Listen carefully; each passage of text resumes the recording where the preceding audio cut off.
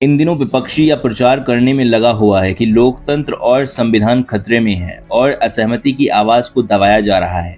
ऐसा कहने वालों में कांग्रेस सबसे आगे है। ऐसे में यह याद करना आवश्यक है कि जब 25 जून 1975 की रात को आपातकाल लागू किया गया था तो देश में क्या क्या हुआ था। इंदिरा गांधी का आपातकाल स्वतंत्र प्रेस के लिए उस वक्त का कोरोना काल साबित हुआ था।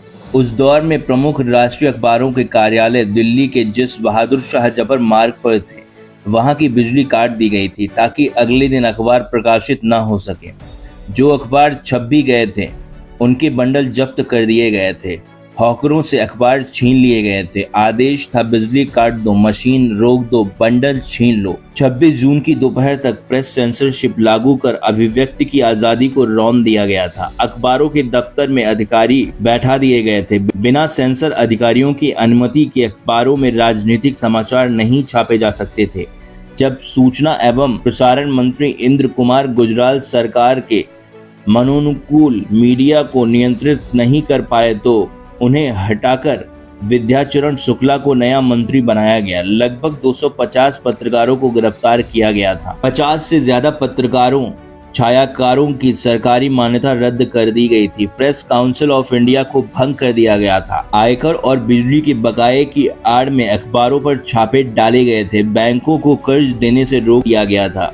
कुछ अखबारों का प्रबंधन सत्ता समर्थक लोगों के हाथों में सौंपने का प्रयास भी हुआ था। कुछ अखबारों ने सेंसरशिप के विरोध में संपादकीय स्थानों को खाली छोड़ दिया था।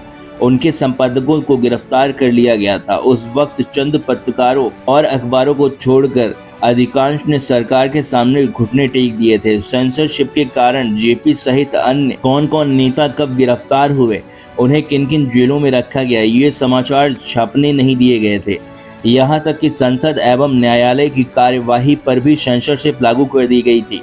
संसद में अगर किसी सदस्य ने आपातकाल प्रधानमंत्री या सेंसरशिप के खिलाफ भाषण दिया तो वह कहीं नहीं छप सकता था। माकपा नेता नबुंदरी पाग ने प्रधानमंत्री इंदिरा गांधी को पत्र में लिखा था कि आजादी के आंदोलन में अंग्रेजों विरोधी नेताओं के नाम और बयान छापने पर रोक नहीं लगाई थी। उनका वह पत्र कभी छप नहीं सका। न्यायालय में सरकार के विरोध दिए गए निर्णय को छापने की मनाही थी। यह विडंबना थी कि जिन इंदिरा गांधी ने 1975 में प्रेस सेंसरशिप लागू किया था, उन्हीं के पति फिरोज गांधी प्रेस की आजादी और विचारों की स्वतंत्रता के लिए लड़ते रहे।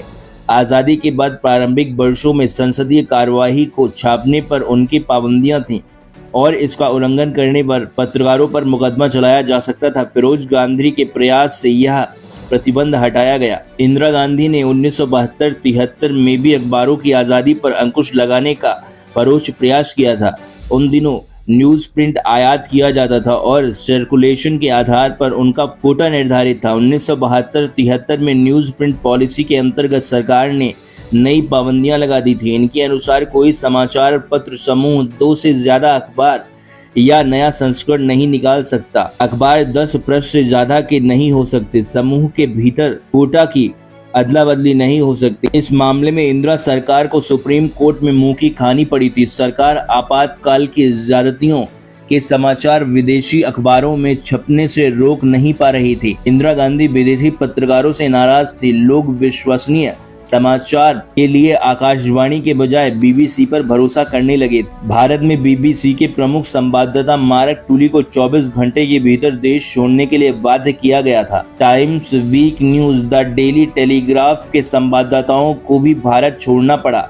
सरकार पर कटाक्ष करने वाले कार्टून व्यंग चुटकुलों भी सेंसर की मार से बच नहीं पाए। व्यंग चित्रों की प्रसिद्ध पत्रिका संघर्ष वीकली को प्रकाशन बंद करना पड़ा था। वीकली ने अंतिम संपादकीय में लिखा, तानाशाही कभी हंसी स्वीकार नहीं करती, क्योंकि तब सब लोग तानाशाह पर हंसेंगे। केवल पत्रकारों ही नहीं, फिल्म हस्तियों पर भी गाज गिरी।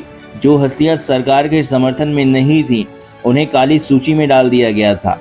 किशोर कुमार के गानों को आकाशवाणी और दूरदर्शन पर प्रसारण रोक दिया गया था। गुलजार की फिल्म आंधी पर रोक लगा दी गई थी।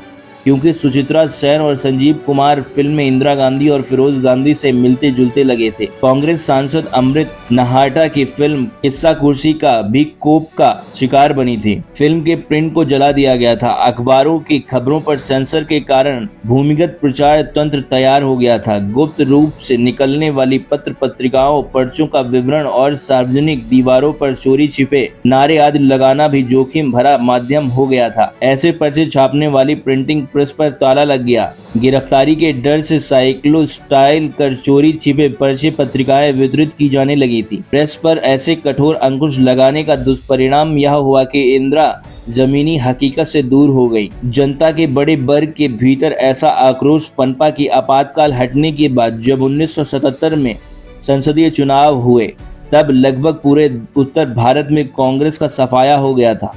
प्रेस की आजादी छीनने की कीमत इंदिरा को सत्ता गवाकर चुकानी